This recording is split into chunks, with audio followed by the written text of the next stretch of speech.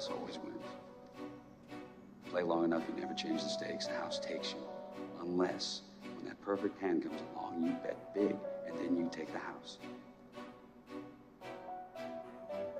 Been practicing this speech a little bit. Did I rush it? Felt like I rushed. That was good. I liked it.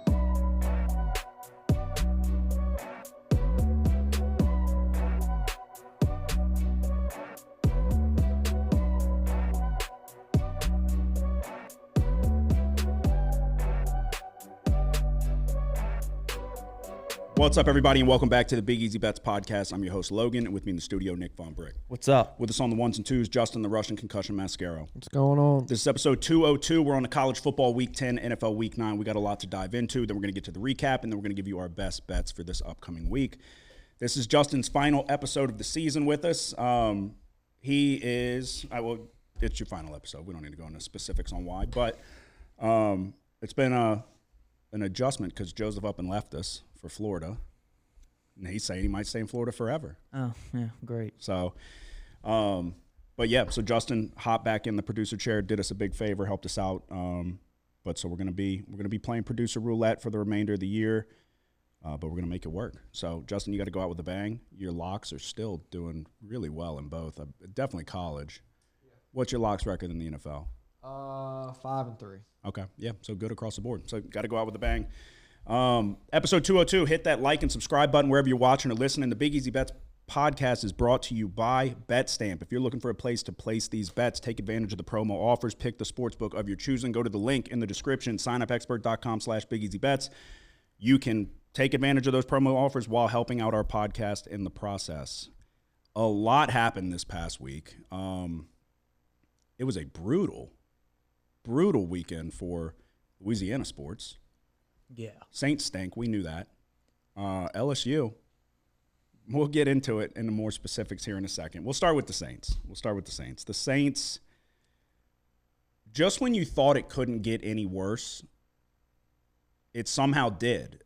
It was the most uninspired football I could remember ever seeing from the Saints. Nobody seemed like they wanted to be out there. Dennis Allen does nothing. He will not give you anything, no emotion, nothing. I don't really know what we're doing. Are we going to try to tank to get a better pick? As somebody who wanted Rattler to do well, he's not doing great. No. So, and it's not like I've been saying it's quarterback until you know for a fact. Every draft, quarterback first round. Mm-hmm. Every draft. Quarterback until we know for a fact that we got the guy. But he's not looked very good, which is disappointing. But I don't really know what you do. If you listen to him on the radio, it doesn't really seem like they think there's a tremendous problem on our hands, like there very clearly is. On the radio, he said, I don't think we look at things the same way as many people outside of our building do. We're not focused on looking in the rearview mirror on what happened in the past. We're focused on what are the things that we can control. What are the things we can change? And that starts this week, going to Carolina and getting a win. What are we doing? Seriously, Mickey Loomis doesn't seem like there's a problem. Yeah, they're all done. They've got to be. You've got to move on from them all, in my opinion. Yeah, I agree. It's such a shame. It was the most uninspired football from a Saints team that I can remember seeing. I really don't have much else to say other than I hate Dennis Allen. I think he's one of the worst coaches I've ever seen. The thing with the NFL, the talent discrepancy, like we talk about a million times, everybody's good. So the best coaches can rally the troops and get them ready to play, get them ready on a short week, get them ready after a bad loss or after a big win, keep them on the right path to going out there and having success. And it's a big deal. That's why they get paid big money, because we have talent on our roster. Look at the Browns. All of a sudden, it's like, wow, the Browns look very good. They just beat the Ravens. Dennis Allen gives you nothing. He gives you nothing in terms of a coaching advantage or a motivational standpoint. You can either be an X's and O's guys. You can be a Coach O, like a rally the troops, get everybody fired up, and put good coordinators around you, he does nothing. It looks like he's not there. Yeah. And I don't understand why we're just sitting idly by as an organization and Mickey Loomis saying like, oh, we look past the results. The fuck are we looking past? What are we looking at then? Are we looking at nothing? Yeah. You're looking past the bad results at what? Did we tank for Shedeur? I don't know. I'm going to be completely honest with you. I will say I would take a shot on Shedeur. You let Deion come be the coach. Oh, shit. Because we've got no hope right now. It would at least be, one, we're getting media coverage.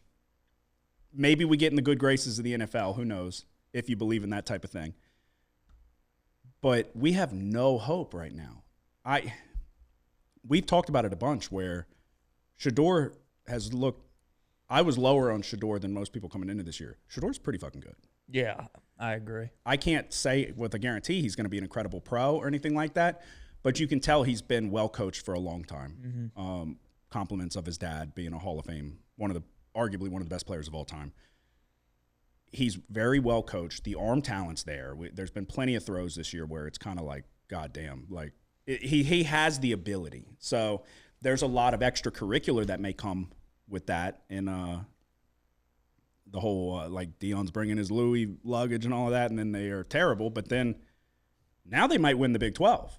They're in the mix. Yeah. So they need some things to go their way, but they're doing way better this year than expected. So it's like maybe Deion's a good coach. Mm-hmm. You wouldn't sign up for that? Oh, I don't know. Shedeur and Deion, come on down. I think he already said that he's going to be or try to be choosy with. Yeah, of course. He said he had a short list of teams that he would go to, but that list would expand if it's like, hey, well, you can come coach too. You know what I mean? Yeah. Because I'm sure, like, say, who knows? Jerry Jones and the Cowboys might let him do the same thing. But they signed Dak and all that. Like, I think the Cowboys were on the list. Like, hypothetically, are the Packers on that list? Like, they're not getting rid of LaFleur. Like, there's a lot of – it's got to be a perfect situation for him to be able to come in and possibly coach too. So I would do it. It would get eyeballs. Yeah. It would move the needle for sure. So, but, I mean, who would you take this year? Nussmeier? Yeah, I still believe in him. I do too. Yeah, no, I'm not. We'll get to that as well. I'm not hopping off the wagon. It was a terrible performance, but I'm not hopping off the wagon. All right, let's see. But out of all the other quarterbacks, yeah, I agree. I think Shedeur is the only. Not going Ewers, not going Beck. Yeah, the only one that's really shown that I'm pretty sure he's going to be a good pro. Yeah, I don't know. Yeah, and he's got enough mobility, and because he's doing it with no offensive line, so there's nothing that I've seen that, like, I don't think Ewers is going to be a good pro. I don't even think Carson Beck's going to be a good pro, and that was the consensus number one overall pick coming in. I've been saying that. But, yeah, if I had to make a pick right now on who's going to be the best pro, it would be Shedeur or Nussmeier. I think Nussmeier has all the capabilities of an NFL quarterback and the ability to make all the throws. All right. So we'll talk LSU, I guess. Well, I'll let you go. What are your takeaways? Justin, is it on cool on that? Or does it say dry? It says cool. Does it? Okay, turn it down a little bit. Yeah, obviously That's the good. first interception that he threw up for grabs to Anderson, big momentum shift, right? Yeah. And then they make the quarterback change on that possession. But, I mean, it's on him. It's on the defense. I mean, you can't allow 5 straight touchdown drives to the backup quarterback. But overall, dude, it's like Texas A&M made adjustments at halftime that worked, and we had no answer to them. How are we just so unprepared for Marcel Reed? Yeah. I really don't get it because he's played a fair share this season. Uh-huh. I think he might have played more than Wegman. Yeah. So how do you not prepare for a scrambling quarterback? And he only threw the ball 3 times, which the one throw was on the money. That deep ball was beautiful. I couldn't believe that. Yeah, we were shell-shocked when they switched quarterback. It was like, it was that simple. That's all they had to do, and now they're going to dominate us. Nussmeier has it reminded me of Kyle McCord, which we'll get to. Nussmeier has those the gunslinger tendencies like we've talked about. That was bad, and it's becoming an every game thing.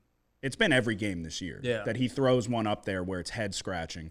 The last one, clearly he was not expecting the guy to stay with the screen. Yeah.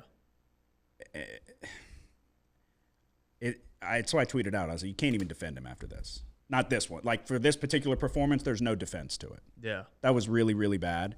The kicker, make a fucking kick, dude. I understand the hold was bad on the first one. The hold wasn't bad on the second one. Make a fucking kick. The procedure on the third one was horrific.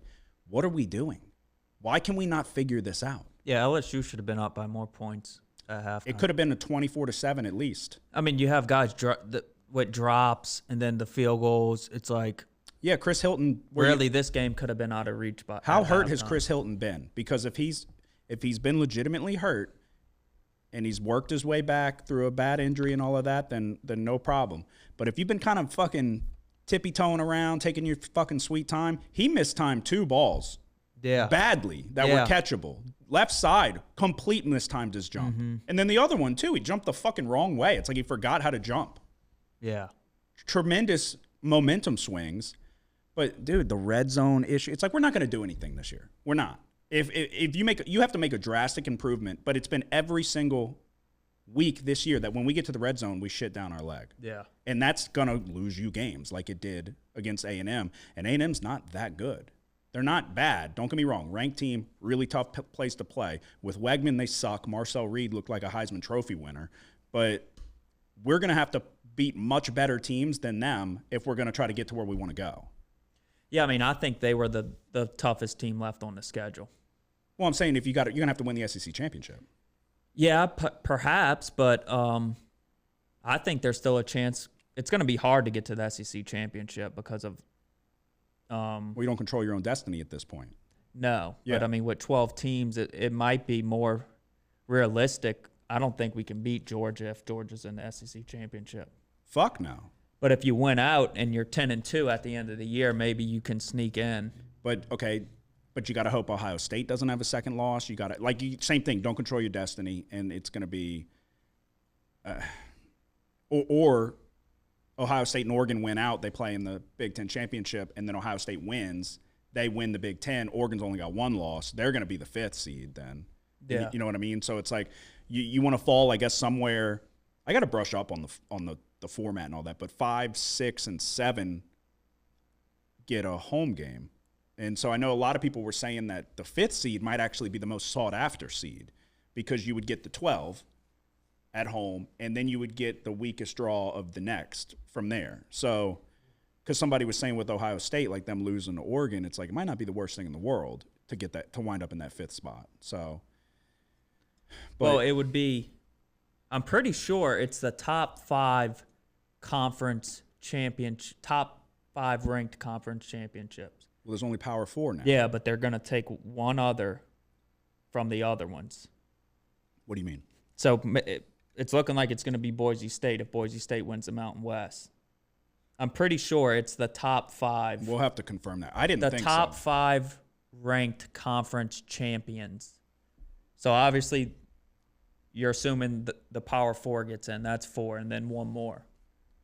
Let's see. I'm gonna pull up the bracket, and then we'll dive into a couple more things, and then we'll get to the recap. So the way the bracket would look right now would be number 1 would be Oregon, the projected Big Ten champion. Number 2 would be Georgia, projected SEC champ. 3 would be Miami. 4 would be BYU, so that's ACC Big 12. 5 would be. This is the dumbest article ever. This right here says 5 would be Penn State. Huh. That's what I'm saying. The way I saw it was that, yeah, it's Power 4 and then the best from there. Okay, no. So 5 is an at-large. 6 is an at-large. 7 is an at-large. 8 is an at-large. 9 is an at-large. 10 is an at-large. 11 is an at-large. And 12 is Mountain West.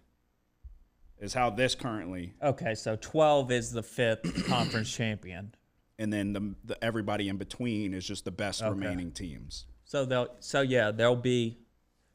So they'll be 7 at large. So the 12 has got to be the non-power conference best team, though, because I know like Liberty was in the talks of like, are they going to get in the playoffs? So it's clearly not winning your conference championship of the non-power conferences. So you know what I mean? Like they're going to. I assumed they had to be a conference champion. I mean, it says right here projected Mountain West champion Boise State. I'm pretty sure. I mean, how you can't justify a team from the Power 4 or whatever it is now. That's not a conference championship. I mean, if we got an undefeated MAC team, they're not getting in? No. No. But that's what I'm saying. So, yeah, I don't know. I'd have to brush up. It's a top-ranked one. So they're still going to do their rankings. Mm-hmm. They're basically just going to pick the best. They're going to do whatever they want like they always do. Yeah. Pretty much. There's not like a clear answer. Yeah. I know eventually, got to be soon, they'll start coming out with like official, like how they would always do where you get 1 through 4. So they're going to have to come out with the official college football playoff rankings here in a second. Yeah. I would imagine that's in the coming weeks. But yeah, so really, really bad. It was 17-7, and it's like you had all these wasted opportunities, but I still felt good because I was like, the defense is playing great. I was like in awe of the defense, like how the turnaround they made. Like I was telling Lindsay, I was like, this is a remarkable turnaround from just the beginning of the year till now.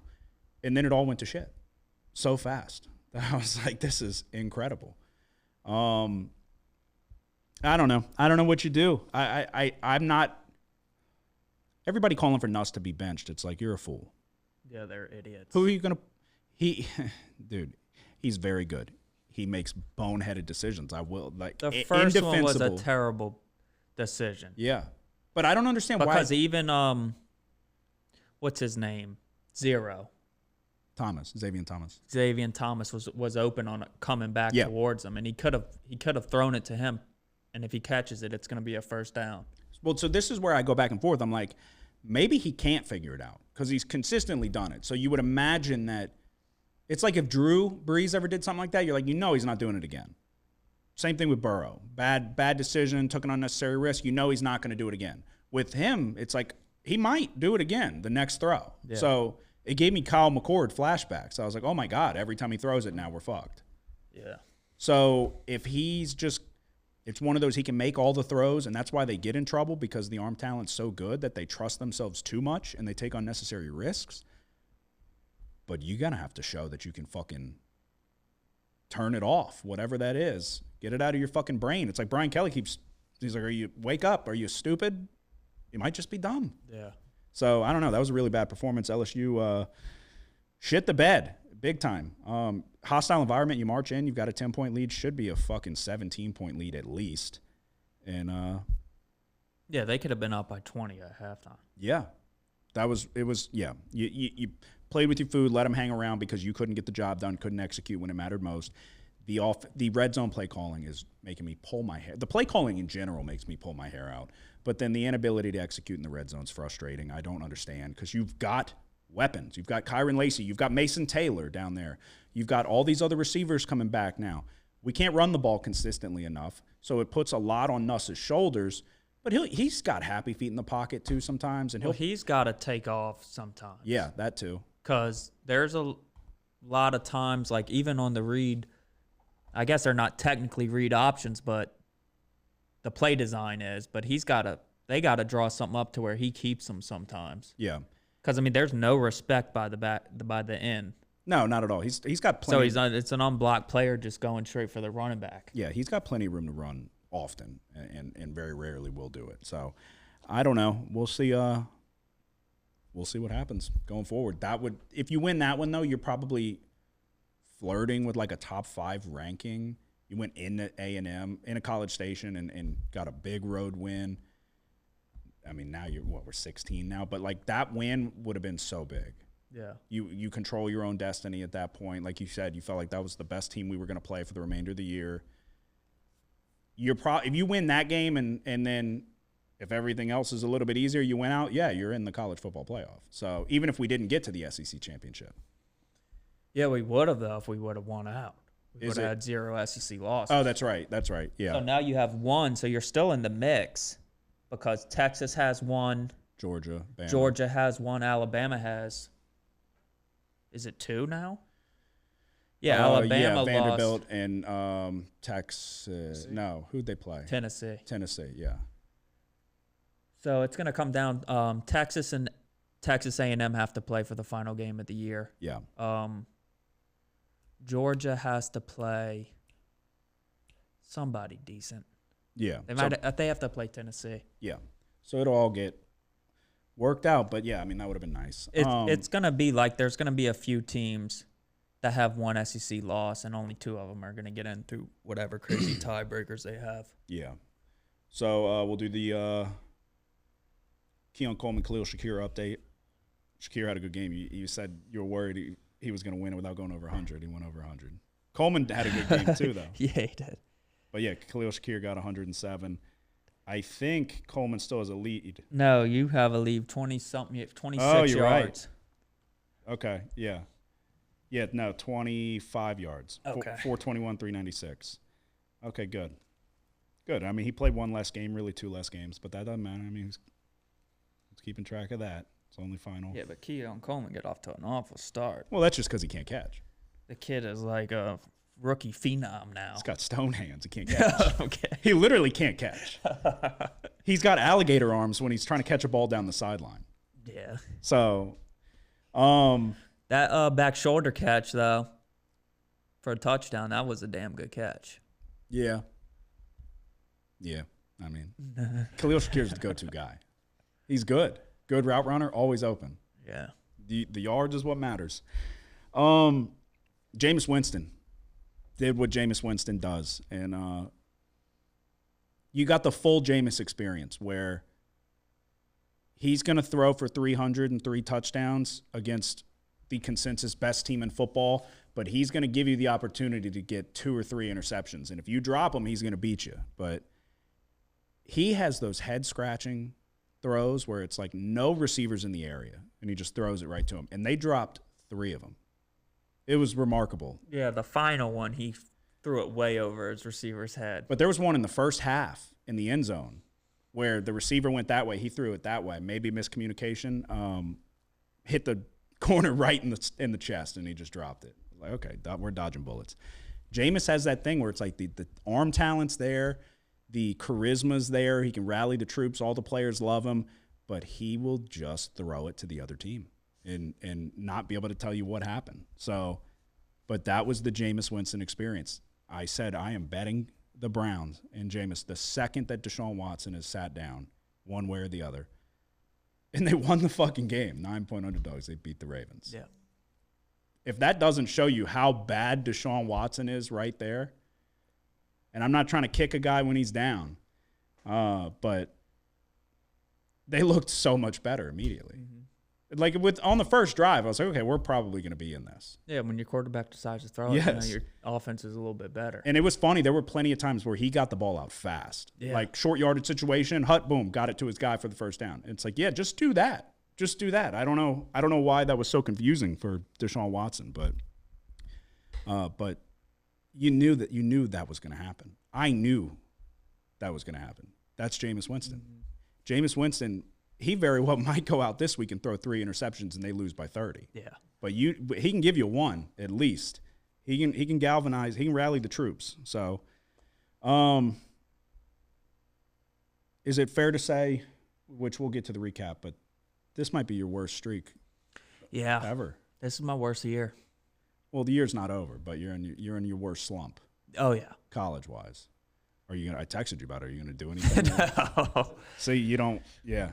I don't believe in that. No, that's impossible because you'll get mad at your mom if she fucking texts your phone in the middle of a game and something goes wrong. I put my phone on Do Not Disturb. You know what I mean? Middle of the game. You can't say you don't believe in it and then a car will drive by. I don't. outside. You just got to trust the process. I mean, a lot of these games, dude. No, you do, definitely. But sometimes you got to do things to change the vibes.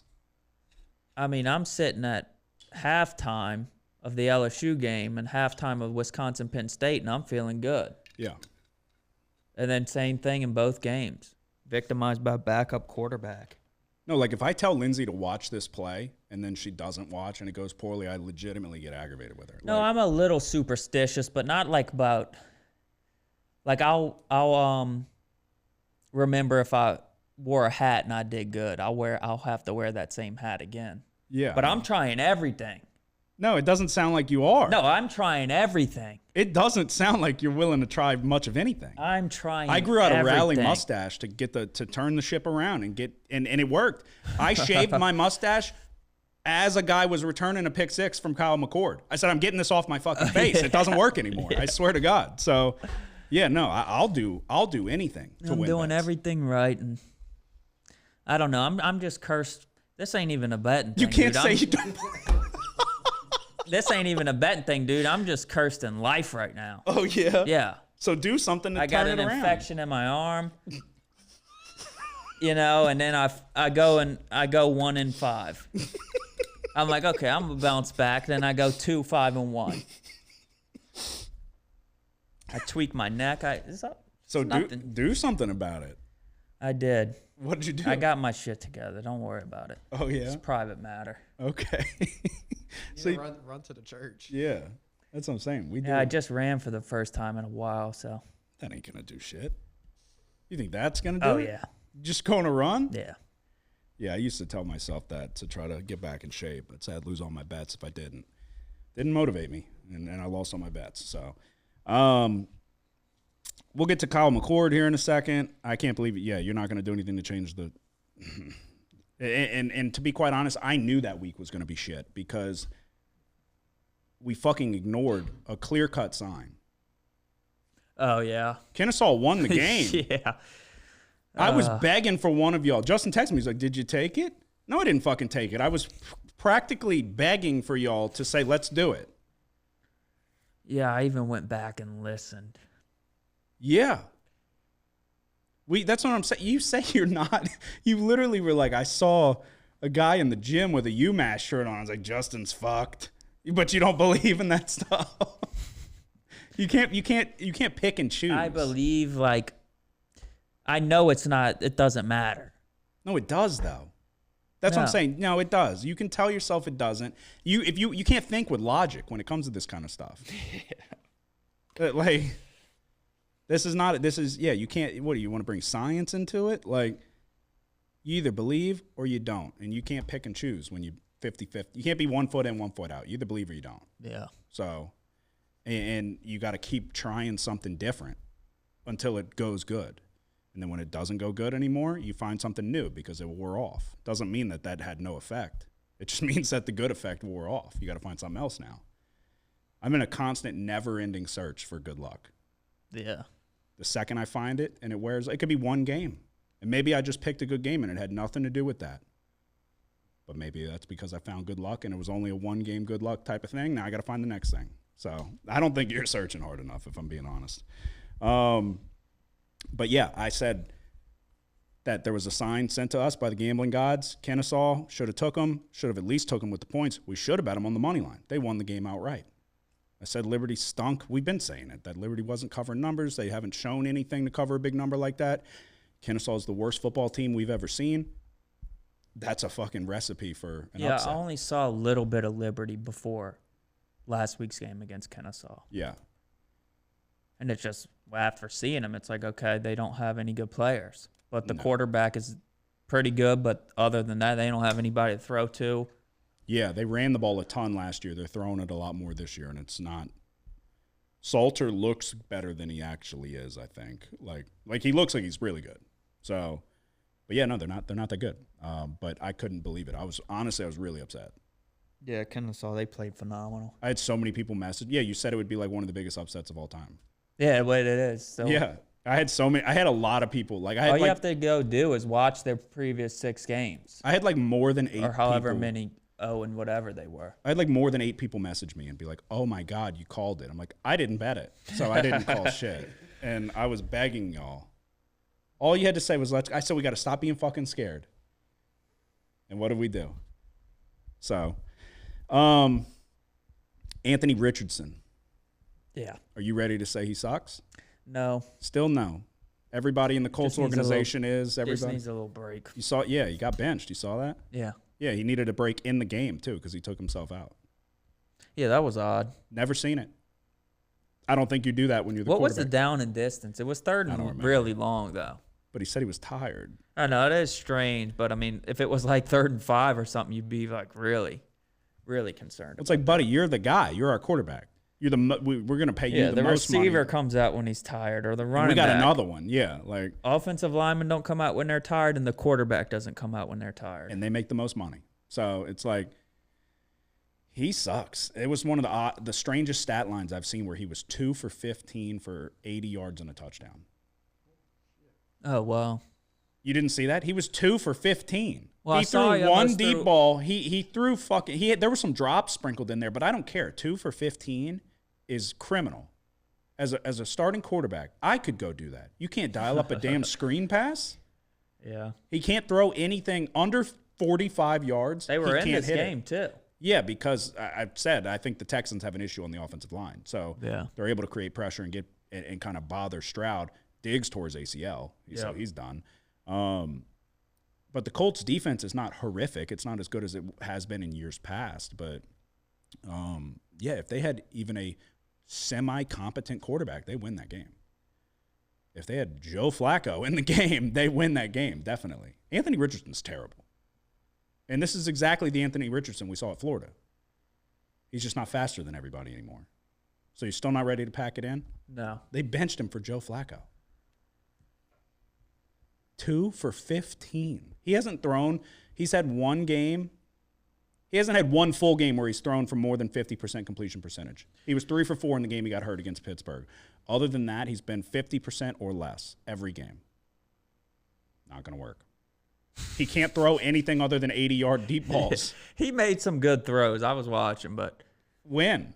Last week. The one deep ball? No, he nearly threw a touchdown to Downs, but he was just short of the end zone.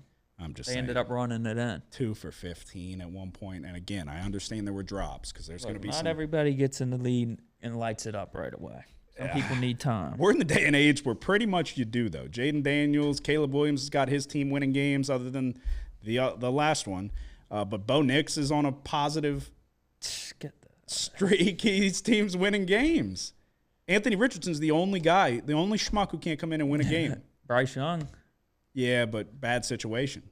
Yeah. The Colts are not a bad organization. No. Not like the Panthers, at least. Tepper's a problem. He's gonna hinder the Panthers for all eternity. I got some. Did y'all know this? But Felipe Franks, he's on the Panthers. I saw that. Yeah, he's like a tight end. Yeah.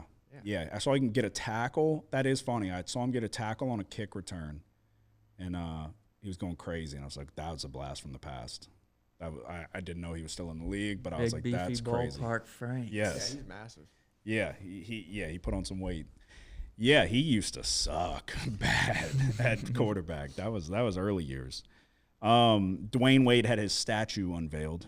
Did you see it? No. It's terrible. I don't know. Apparently he signed off on it too. It looks nothing like him. It's really bad. And we've seen some brutal statues in recent memory. Ronaldo's statue was terrible. There was another one. The Sean Taylor. Yeah. Oh, well, that wasn't. Yeah, that was the wires. That was like a Old Navy clothing rack that they put his jersey on. That was a disgrace. I think they're going to redo that. But yeah, so it's just funny when you see them like looking at it and they have that look in their eye like, that doesn't fucking look like me. But he's like, this is like an out of body experience. It's like, yeah, because you don't know, you feel like you're looking at somebody else. Like, I thought that was wild. It looks absolutely nothing like him. All right, we can get into a recap. It was a gut-wrenching betting week for me.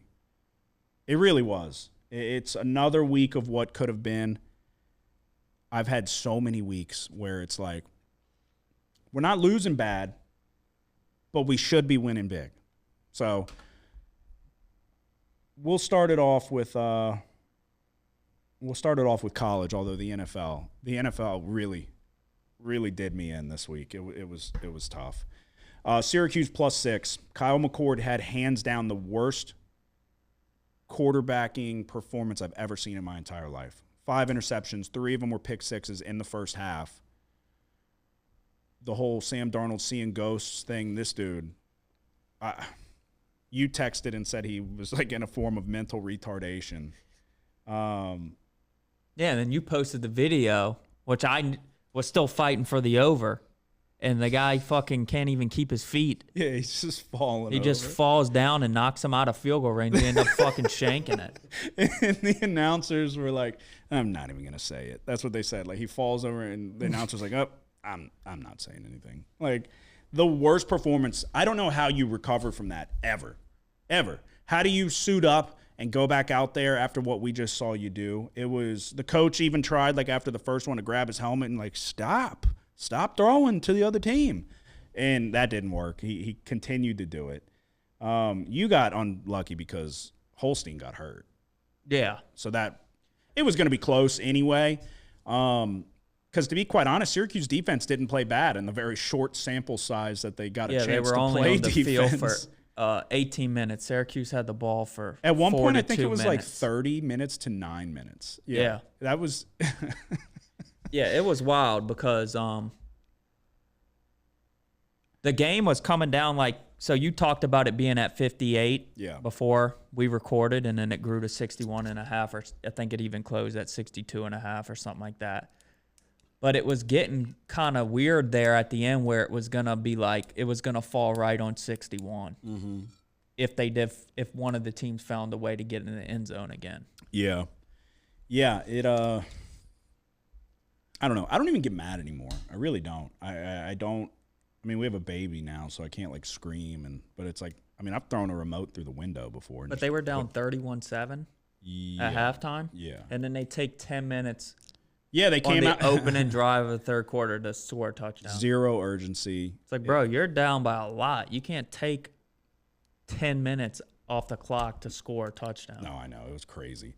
But yeah, I know I've grown doing this, obviously just as a sports bettor in general, but yeah, I can't get mad like I used to. So I'm watching all this stuff happen. I'm just like, little to no emotion. Like I said, I've thrown a fucking remote through the window before, just put duct tape on it. Lindsay didn't find out for like 2 years. So why is there duct tape on that window? I don't know. I just let it happen now. I just watch it and just stew on the inside. So Syracuse +6 was a loser. Boise State -3 was a winner. It was a little dicey, 29-24. UNLV did a really good job of bottling up Ashton Genty, which you look at the stat line, 128 yards and a touchdown, but he ran it 33 times. So they really did do a pretty decent job of keeping him contained. Mississippi State +7, bad pick. Really no other way to describe this other than it just really wasn't good. They had a lot of opportunities in the first half, and then Arkansas opened it up on them. From there, I think there was multiple like goal line stops in that first half that this could have been a pretty close game. But Taylor Green played really well. That was a tough one. Notre Dame -12.5. I felt like they may be able to kind of bully Navy here. Navy kind of killed themselves with the turnovers, and this game kind of got out of hand early. They fumbled it. They hadn't turned it over really much of it at all this year. And they gave the ball to Notre Dame, I think, 3 times in the first quarter maybe. So they jumped out to an early lead and didn't look back. Ole Miss -20. It had a chance at one point. I want to say they had the ball with – I don't know. I don't know. That Oklahoma got off to too good of a start, which was unexpected. Ole Miss's defense kind of got it together there in the second half. Oklahoma didn't score a point in the second half, but – I honestly hate Lane Kiffin. I really do. I think Lane Kiffin is the most overrated coach year in and year out. I don't know. Do you have anybody on the top of your head that you would put above him? When you think of expectations and also the way he thinks about himself, you can tell the way he like tweets on Twitter, being like, that's what I was saying. They're fucking troll miss. Like the way he tweets, he goes after Brian Kelly for one. Like, what have you done or accomplished that you think you're this fucking offensive juggernaut? Because year in and year out, they come in with these high expectations, and then they're right where they are, 6-2, ranked 18. They'll lose at least one more, maybe 2 more games this year. So, yeah, I would say he's probably the most overrated. Oh, in terms of like Lincoln Riley too, but Lincoln Riley did have a lot of success at Oklahoma, and he's getting these Heisman Trophy With the winning Heisman quarterbacks. What the Trophy. fuck has Lane Kiffin ever done to warrant any praise or anything like that in the grand scheme of things? That they're like, oh, this is the best Ole Miss team they've seen in decades, maybe ever, in terms of talent. Fucking 6-2, you're 2-2 in SEC play, and you don't look good. You don't look good at all. So you went 2 quarters without scoring a fucking touchdown. SMU minus 11.5. Bad. Really bad. This was another frustrating one. I'm trying to firmly remember everything. SMU, or I say bad. SMU, to be quite honest, should have covered this number. Now that I'm remembering. It was 21-7 at one point, and they had the ball. They had a chance. There was a lot of goal line issues. 1 or 2 on 4th down. They put up nearly 500 yards of offense. That's what it was. They turned it over 6 times. Oh, yeah. So that doesn't help. So you're up 14 points. Jennings threw 3 picks, and then they fumbled 3 times. So you turned it over 6 times, and they still won the fucking game. So there was a point here where they were up 14 points, and you have a chance to take control because Duke couldn't do much of anything. They only had 7 points at halftime. But you turned the ball over 6 motherfucking times, and you're not going to get the job done. So Houston plus 3.5. I said I'd continue to fade Oklahoma. Utah. Nobody will remember that this was a banged-up, trash Utah team. Like I said, they're just going to remember that you beat Utah. So this is a big win for Willie Fritz and the boys. Plus 3.5-point underdogs. They win the game outright. Virginia Tech minus 10. You'd like to see them kind of stretch this lead out a little bit. They couldn't do it, but they held on. I think there was a chance for a backdoor cover. I'm so bad. I got to start writing down like how these games actually go because it all comes back to me like in real time as we're trying to do this recap. But 21-6. So they got to stop there late and cover the number. LSU plus 2.5. We already touched on an implosion down the stretch, a game that shouldn't have been close at halftime. Kansas plus 10. Kansas should have won this game. This was another one. I'm telling you, I don't know what happened to Jalen Daniels. He's playing good again. Mm-hmm. He's figured it out. He's turned a corner. He's got more confidence. They have weapons on the offensive side. There was more opportunities. They dropped a deep ball, a beautiful fucking deep ball, just dropped it. So they really should have won this game. But I think, they lost by 2. So, 29-27. It was a damn good game, but their defense is not spectacular. Michigan State plus 4.5. I had a lot of frustrating games, dude, this whole fucking week. That's what I'm saying. Doing this will test you. And like you said, you got to trust the process, but there are times where it's like you want to pull your hair out of your fucking head. Michigan State plus 4.5. They had a chance multiple times to get inside this number. Honestly, they were up 7-0 for a large portion of the first half. Then they broke and gave up a touchdown, and then immediately Childs got strip sacked and gave them a field goal. So it was 9-7 going into halftime. You had a missed field goal to start the game, and then in the second half, you go field goal, punt, touchdown down at the end, and then turnover on downs. There was a lot of opportunity for Michigan State, which was the trending topic of the weekend, but they lose by 7, 4.5-point underdogs. Would have been nice to make the fucking field goal, or like I said, they got turnover on downs. They were inside the red zone. So, and then Cincinnati and Colorado over 57.5. There was fucking 38 points scored in the first half. I was fighting. It was late, one of the latest games. I was fighting to stay up. They scored a touchdown with like 7 minutes to go in the third quarter, and only needed 2 more touchdowns, if that. And I fell asleep. But I was feeling good. I was like, we're probably going to get this. Woke up, 57 points were scored.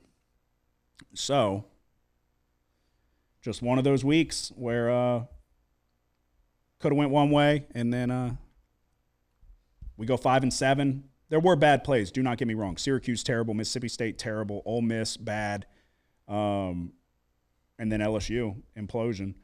But you've got Cincy, Colorado, Michigan State, and SMU. That's 3 plays that you'd like to get at least one. 5-7 brings me to 38, 39, and 1. You had 8 plays. Yeah, we had the Syracuse Pitt over. We kind of talked about it a little bit. 3 pick sixes by McCord. I mean, that kind of helps your over, but at the same time, when the team... Fuck yeah, it helps your over.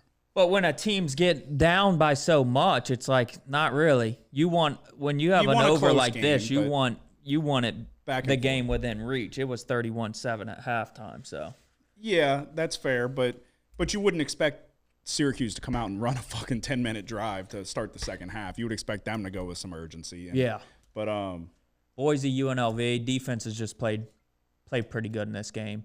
Boise, Logan mentioned it, was really able to get after the quarterback here and cause some problems for the UNLV offense. And then UNLV did a good job of stopping Genty. He almost broke a few that would have helped. Oh, I know.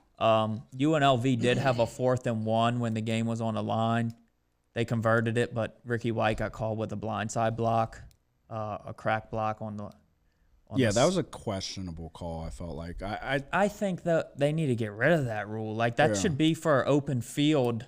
I was happy that, from my perspective. Oh yeah. So, but when I looked at it, I was like, I don't know that if I was on the other side, I would have. Like you have to specify like a blindside. He's hitting these guys. He's hitting the guy straight on. Yeah.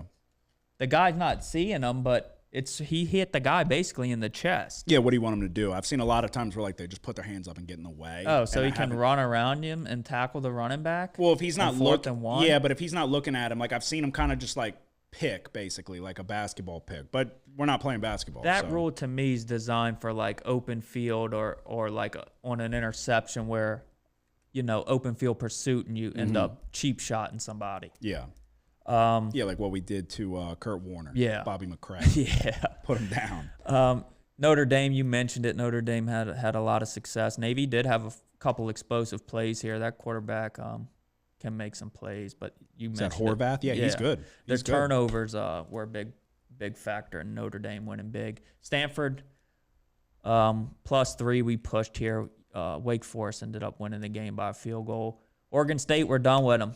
This was the worst game by Oregon State all year. They went through 3 different quarterbacks in this game trying to find an answer, but they couldn't. So, LSU +2.5. We talked about it.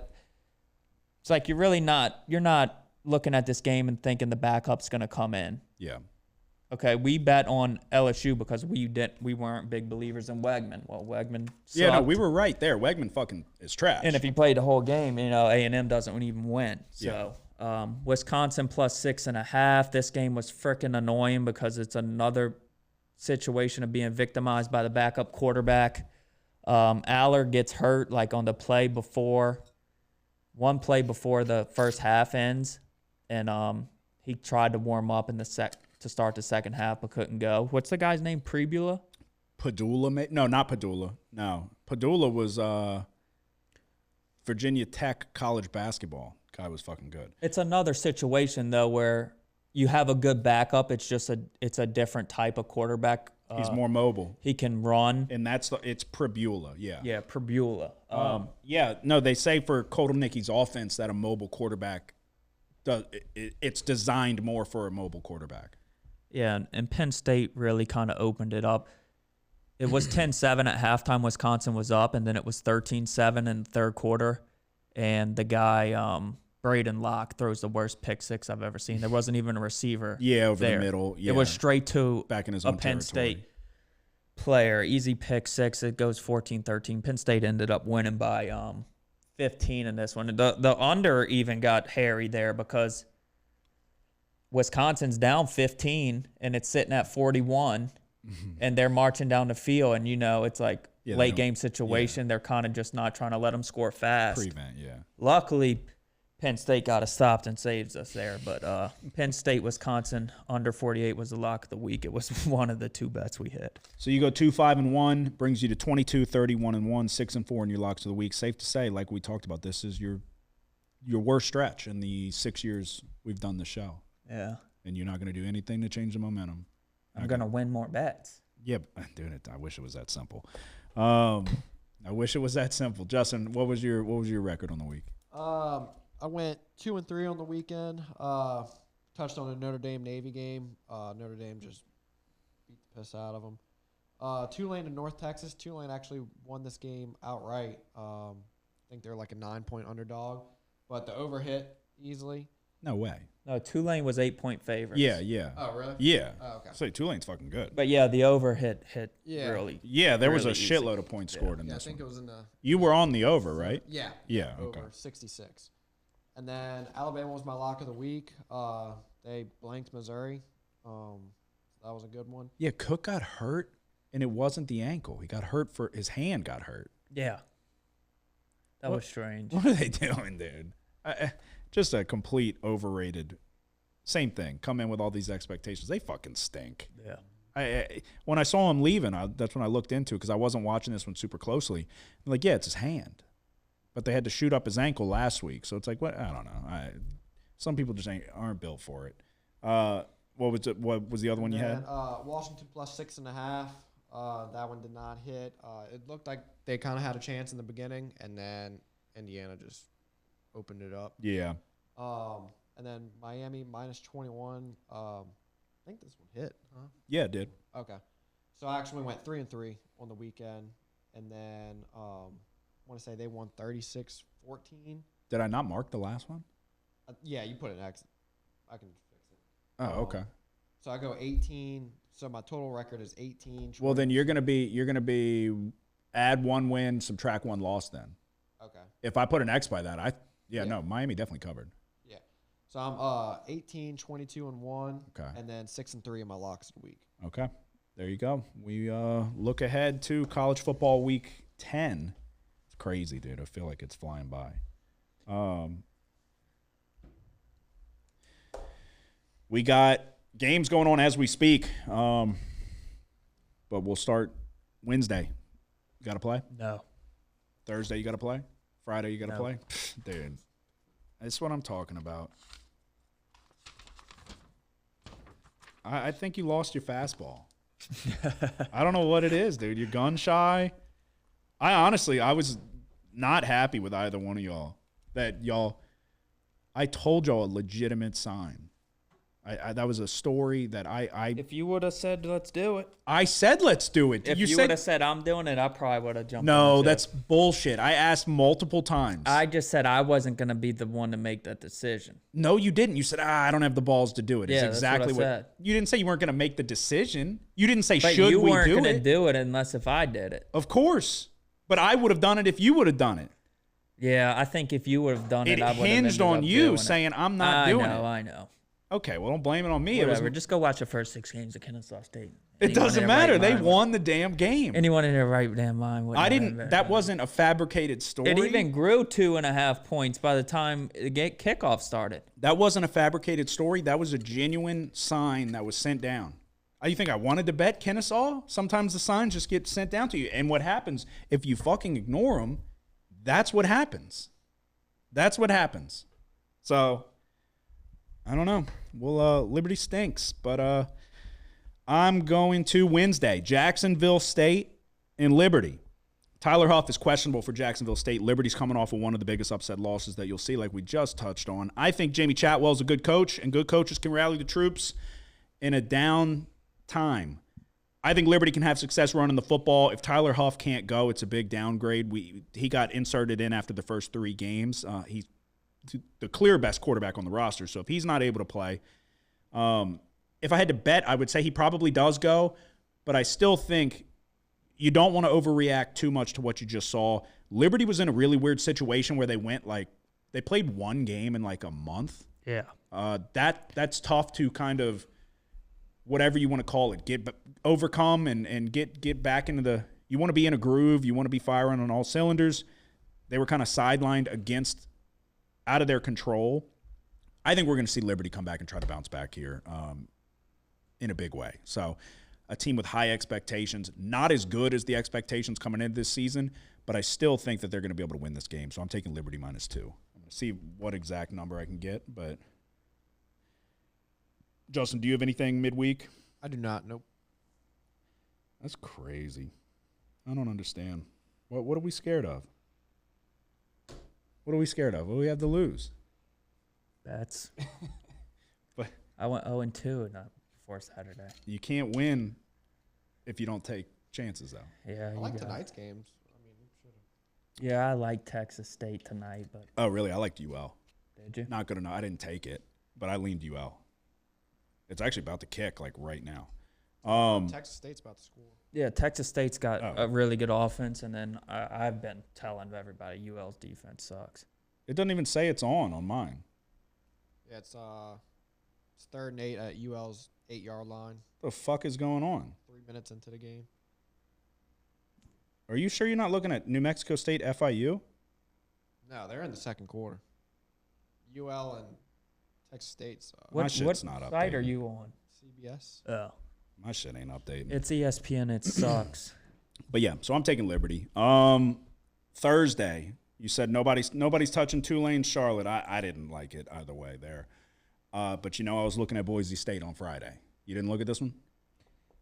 Not really. I kind of feel like it's too many points.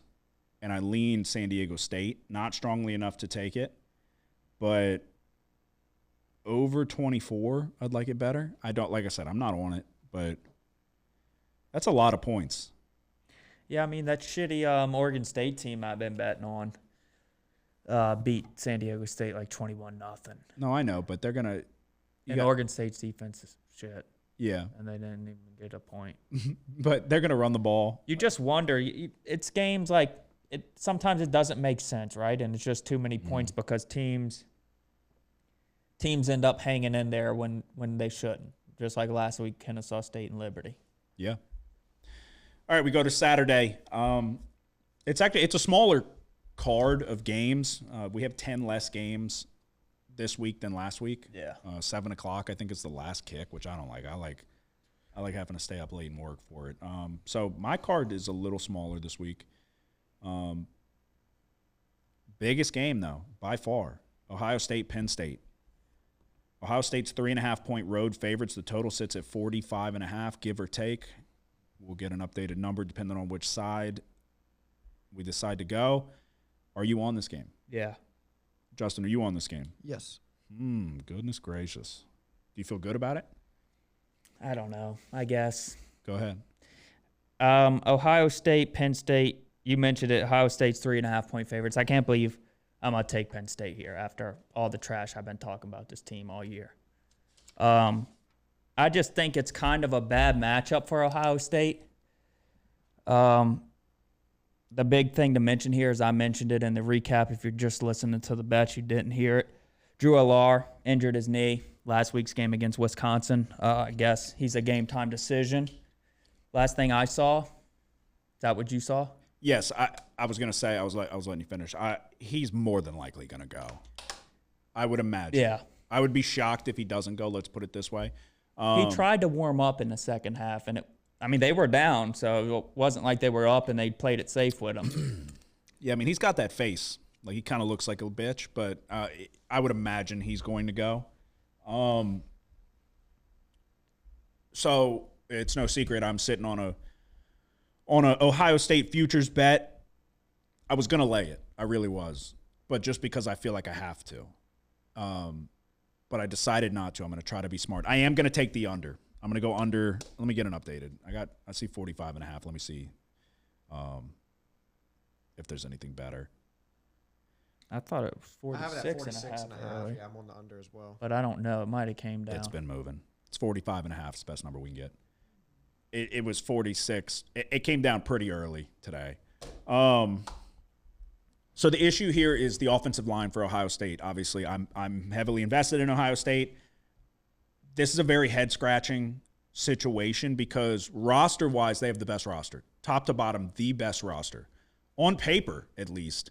The offensive line has problems. They had injuries early in the season. They had injuries, just what appears to be insurmountable injuries on the offensive line. The strength of Penn State's team is their defensive line, which is typical year in and year out. They're performing very well, like one of the best D-lines in the country. So now you have the weakness of Ohio State in the trenches and the strength of Penn State in the trenches. But what nobody expected was the issues in the secondary for Ohio State because Denzel Burke is bad. And Igbinosun didn't play well last week. The safeties are good, and they're making up for a lot of shortcomings from the corners. I don't know what the solution for Jim Knowles is, but Denzel Burke's not good. And he wants to play him on an island, but he's not a good enough corner to do that. So I think they're trying to figure it out on the fly. I don't necessarily know that It's going to be really interesting. Like, I'm trying to talk myself through it. I think the addition of Kotelnicki for Penn State and their offense is like their EPA downfield passing and all that's up big time for sure. Do they have the capabilities to take advantage of the weaknesses in the Ohio State secondary? Because on the D-line, Ohio State's good. And the offensive line for Penn State has not really played that spectacular. The run game has suffered because of it. And then in pass protection, it's not been as good as, like, they don't have Fashanu like they did last year. And so I was kind of going back and forth where I'm like, I want to take Ohio State just because I feel like it's do or die at this point. For Ryan Day, neither of these coaches are good in big games. James Franklin and Ryan Day both seem to shit the bed when it comes to the big games. But I think the strengths of each team is kind of in their respective trenches. On the defensive side of the ball, Jeremiah Smith's the best player on the field. So if Ohio State has any fucking brain cells, they're going to get him the ball. But yeah, I'm going to go under 45.5. And I think, like, if I was betting with my head, I would take Penn State because I think in the trenches that they're going to be able to get after Will Howard. Will Howard did play well against Oregon until it mattered most, and it was time to win the game. So I think you kind of look back to that Oregon game. The biggest surprise to me of that game was the rushing success Oregon had. Dylan Gabriel had a couple runs, but traditional rushing success, Jordan James averaged 5 yards per carry against Ohio State. Yeah. No, Ohio State did not. So, like, I remember breaking this game down. I was thinking, I'm like, yeah, I'm going to be surprised if Oregon has any type of success running the ball, and they did. The whole thing, they have pass rushers. On paper, like, I guess you got to see it because Nebraska kind of gave them trouble a little bit last week. I just keep waiting for Ohio State to put it together, though. I keep waiting for that, like, okay, like Georgia going to Texas, and it's like, okay, it's like Roy Jones Jr., like, y'all must have forgot. I'm waiting for that game, but it's like, who knows, dude? Who knows? If it was 2.5, I'd probably take Ohio State. Yeah. Being on the other side of 3 and Penn State being at home, I think it's just to me, it's a bad matchup for Ohio State. And then, best case scenario, I bet Ohio State for the national championship as well. I know you did. You bet playoff as well, right? No, just okay. No. I was going to do Notre Dame. That was going to be my playoff bet. I think the best case scenario here for Ohio State is that they win this game by a field goal. Because I think Penn State, their defense, like you said, it's good enough. I think it's going to be good enough to kind of stop Ohio State from running the football. And then all the weight gets put on Will Howard's shoulders. It's like, how good is Will Howard? Is he good enough to take advantage of Penn State? Penn State, another thing, this secondary, if they have one weakness on defense, it's their secondary gives up explosive plays. Yeah, it's criminal that this is not a night game. This should certainly be a night game and a whiteout Penn State game. I don't know why this is an 11 o'clock kick. The only thing with with Ohio State is the skill position players, dude. So, yeah, it's like if you can't run the ball, this and that, but Jeremiah Smith might be the best wide receiver I've ever seen. So, yeah, no, like, in terms great. of, like, he's definitely the best in the country, like, right size and ability, like, ball skills and all of that, wide receiver screens, like, dude, he's so much stronger than the defensive backs too. So it's like he's got the deep ball speed. That's what worries me. But I can see a path on both sides of this where both offenses struggle. Drew Aller last year left a ton to be desired in the big games. Didn't really show you anything. This year, he's not really played. Who's the best team they've played so far? Illinois? Yeah, I mean, USC still probably better than their record. Their quarterback just are they though? Is inconsistent. It was a road game, so I get that. But he ended up turning it on in the second half. Because that USC team got beat by Wisconsin and Minnesota, right? Yeah, but all their games, if you look at it, are one possession games. Yeah, but I mean, you've got Penn State with Bowling Green. I went back and forth so long because it's like I will have action on this game. Like I said, I'm going to take the under, but I want to delay it even at 3.5 because I just keep waiting. Like they've got to wake up soon. They've got to. Was everybody that wrong about this team? and they're the most expensive team in the history of college football. Eventually, and I like the coordinators. I like Jim Knowles and I like Chip Kelly. So, and Ryan Day, there's got to be an emphasis here. So I was questioning. It's a different scenario, but like when Notre Dame got their first loss, they came out and fucking trounced the team. Granted, that was Purdue, and they beat them by 60. This is a number 3 ranked Penn State on the road, so I get it. But with Penn State and Aller, it's one of those like I haven't seen it yet. Just like with Ohio State, I haven't seen it yet with this team. So that's why I'm staying away from the side.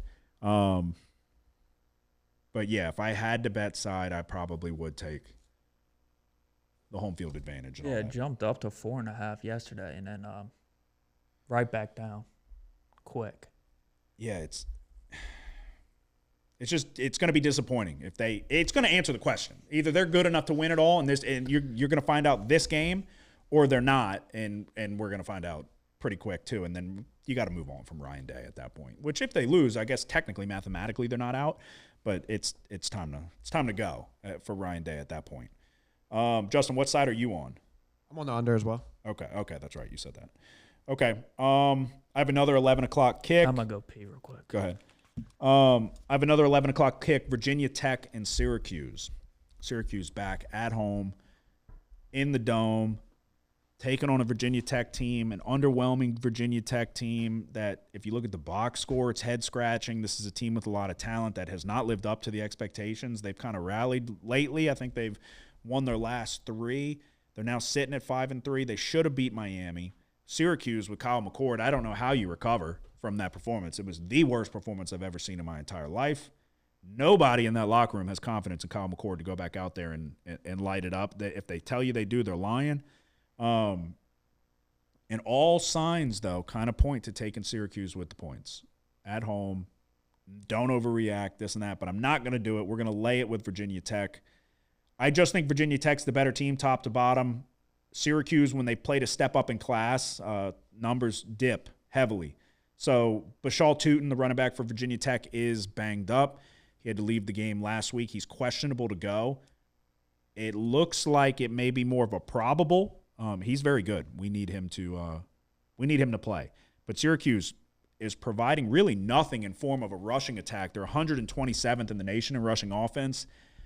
That's a lot to put on Kyle McCord's shoulders, a guy who was just looking go straight in the face. 5 interceptions, 3 pick sixes. He's going to be happy to be back home. Trust me, he doesn't want to go in and have to do the whole Enter Sandman thing if this was a road game with Virginia Tech. So that's in his favor there. But I still think Virginia Tech's the better team here. They should handle business. This is a team that had high expectations in the ACC coming into this season. They got off to a really rough start against a Vanderbilt team. Like I said, that Vanderbilt loss does not look as bad as it did to start the year. So I think Virginia Tech's going in one direction, Syracuse is going in the other. I think Syracuse overachieved a little bit, so give me the Hokies -4. I actually took Virginia Tech in this one as well. Okay. Yeah, I think the offense is just head-scratching. They have talent, but they don't move the chains. I'm big on third down conversion percentage. They're not very good in that category. So I'm going against a couple staple statistics in this one, but just looking at these rosters and all of that, they're not – if you can't run the ball, I don't love that Virginia Tech secondary, don't get me wrong, but I think when you're that one-dimensional, it makes things a lot easier for a defense. So, yeah, we'll lay the points with Virginia Tech here. Are you on this game? No. Okay.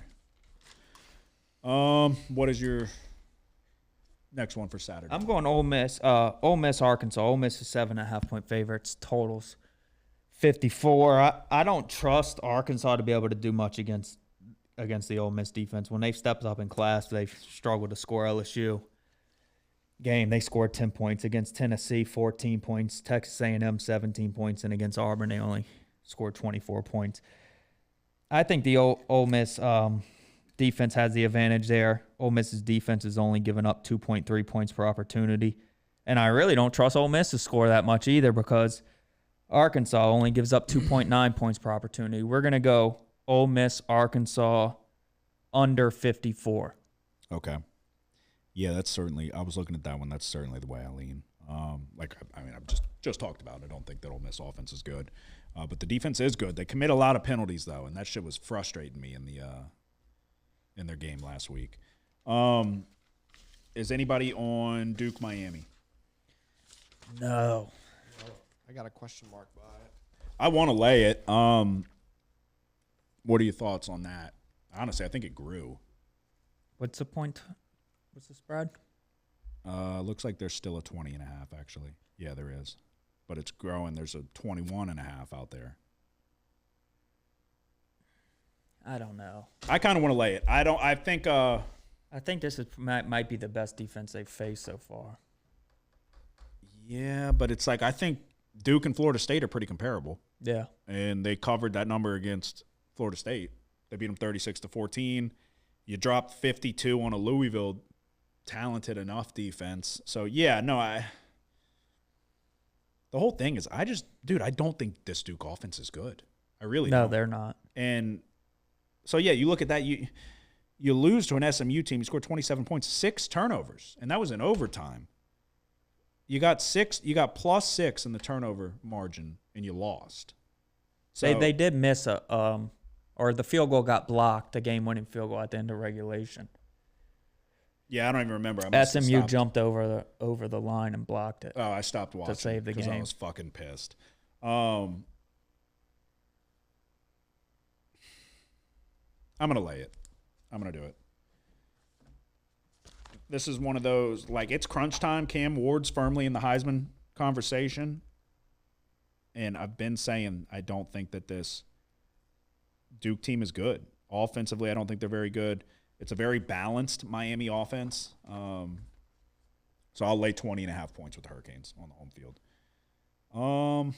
Manny Diaz, too, going back to Miami.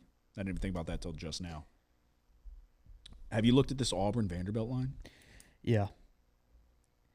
It's pretty funky. I'm not on the game, but I thought it's got to be the rattiest line of all time.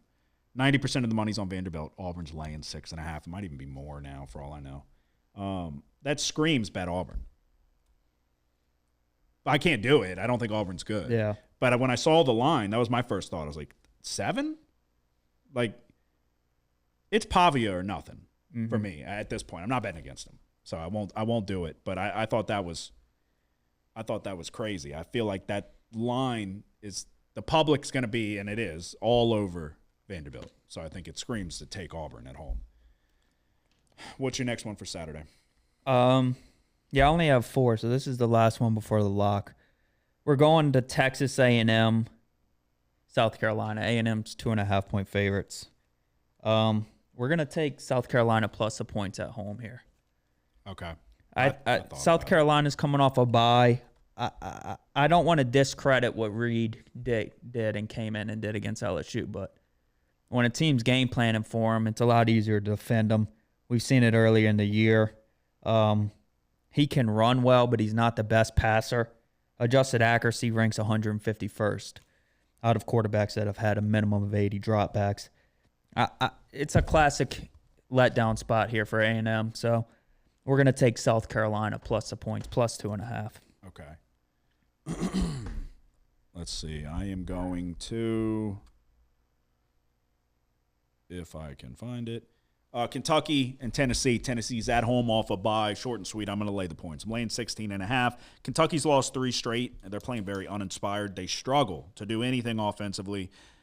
Coming off the bye, Heupel. It's after the Alabama win, too, if I remember correctly. So a good opportunity here for Tennessee to come out and lay a big number. I think we're going to see a dominant performance. Nico, towards the end of that game, started figuring out the deep ball a little bit. You'd like to see him start taking steps here in the right direction down the stretch, but Tennessee's a very complete team. Defensively, I think they're going to make life tough on Kentucky to score the ball. I'm laying 16.5 with the Volunteers. What's your next one, Justin? I'm going back to an 11 o'clock game. Let's see. Oh, never mind. I'm sorry. It's a 1:30 game. It's kind of an ugly one, but I'm going to lay 34.5 with Oklahoma. Sooners went back to Jackson Arnold, and since then he has looked a little bit better than in the beginning of the year. I think they're going to use this game to really get confidence back in them before they go and battle the SEC again on those last 3 games that they got. So I'm going to lay it with 34.5. That's a crazy play. That's a crazy play. They didn't score a point in the second half against Ole Miss. Yeah, I mean, this is their one opportunity to, like, have fun for the remainder of the year. So if they're going to score ever again, this is their chance. But, yeah, Godspeed with that one. Okay. What are your thoughts on Florida, Georgia? I know you said you – I don't know. I kind of want to lay it with Georgia. I don't think I'm going to. I'm not going to do it. It's a neutral site game. Didn't know that. It's not a technical home game for Georgia. Where's it being played? Jacksonville. Okay. Yeah. Trevor Lawrence Stadium. I'm not going to do it, but I do think, like, Georgia had a bye, right? Yeah, they didn't play last week. Yeah. If Carson Beck could have looked even remote, like just a little bit better, I probably would take it. I didn't know if you had an opinion on it, though. So, and then I want to lay it with Oregon. So fucking bad. So bad. But I told you, there's the revolving door of teams to fade. Justen ain't listening to that. He's laying a fucking half a century with fucking Oklahoma. I do want to lay it with Oregon. I don't think I'm going to, but I don't know how. What's his name? Tuttle retired. Tuttle quit. Huh? Jack Tuttle, one of the 3 quarterbacks for Michigan, quit. They're back to Davis Warren permanently. No thoughts? Grayson McCall retired. Yeah, he did. Yeah, that sucks. That was disappointing to see. Yeah. So, I think it was it the head injury? Yeah, brutal. Yeah, that sucks. All right, Michigan State, Indiana. I'm going to do it. I really thought about not doing it, but I think I'm going to do it. I'm going to take the points with the Spartans at home. Aiden Childs is not playing that bad. He's playing a little too conservative for my liking, but the ability's there. He needs to protect the ball. I like the skill position players. Nate Carter at running backs, he averaged 6 yards per carry against Michigan. He's a very capable back. True freshman Nick Marsh is probably going to be a first-round wide receiver when it's his time to get drafted. They have weapons on the offensive side of the ball. Aiden Childs is a very high upside guy.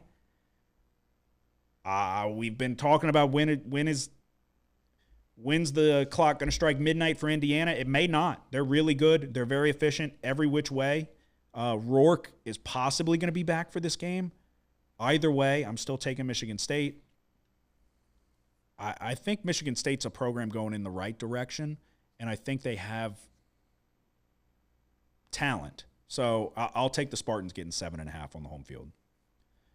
Any thoughts there? Yeah, that's which way I would lean. And then I wanted to lay it with UCF. Yeah, I thought about it. I really wanted to lay it. But it's like both teams are kind of in the same They suck. boat.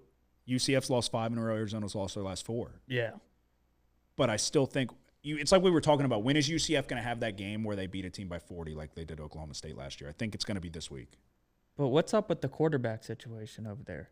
For UCF. Don't care. Jefferson wasn't playing when I Yeah. started watching, and then they were.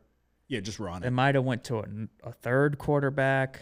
I mean, Arizona ain't going to be able to stop they the ended run. up closing as 2.5-point favorites against BYU, and that game wasn't even close. Yeah.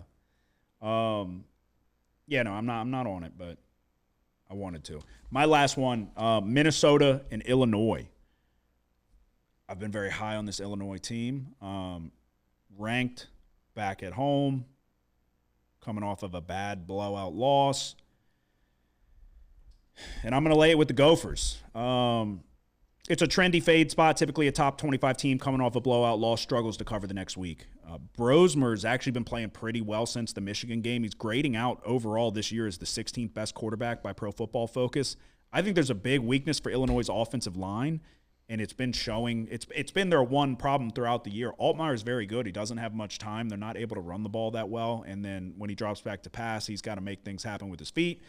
I trust Minnesota in the defense to make life difficult, but if Brosmer's going to keep playing the way that he's playing, which I hope he does, I think that Minnesota's going to win this game. So I will lay the 2 points with the Golden Gophers, and that is my final play. Did y'all look for the at week. Arizona State, Oklahoma State? Did y'all look at that one? No, but I saw Levitt, I think, is supposed to be back. But no, I didn't. There's just too. And Ollie Gordon's hurt too.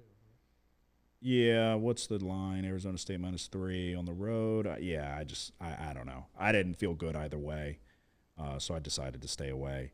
I'm very interested in this Pitt SMU game. I lean SMU. Crazily enough. I did too.